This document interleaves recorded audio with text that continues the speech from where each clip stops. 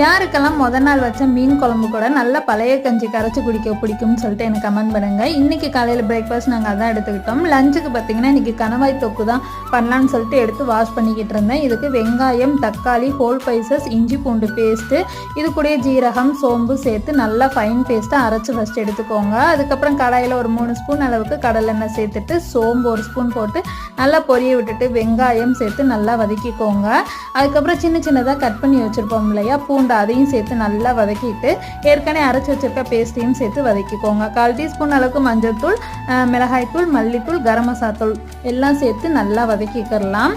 ஏற்கனவே வாஷ் பண்ணி வச்சிருக்க கணவாயும் சேர்த்து நல்லா வதக்கிட்டு உப்பு சேர்த்து தேவையான அளவுக்கு தண்ணி சேர்த்து ஒரு 5 நிமிஷம் நல்லா கொதிக்க விட்டு ஃபைனலாக மல்லி இலை தூவி எடுத்துட்டிங்கன்னா சூப்பரான கணவாய் தொக்கு ரெடி ஆகும். கண்டிப்பாக ட்ரை பண்ணி பாருங்க. பொதுவாக மழைக்காலம் பனிக்காலம் வந்தால் தேங்காய் எண்ணெய் உரையணும். ஆனால் இப்போ உள்ள தேங்காய் எண்ணெயெல்லாம் உரையுதான்னு பார்த்தா கிடையாது. இதெல்லாம் சின்ன பிள்ளையில பார்த்தது. Okay, B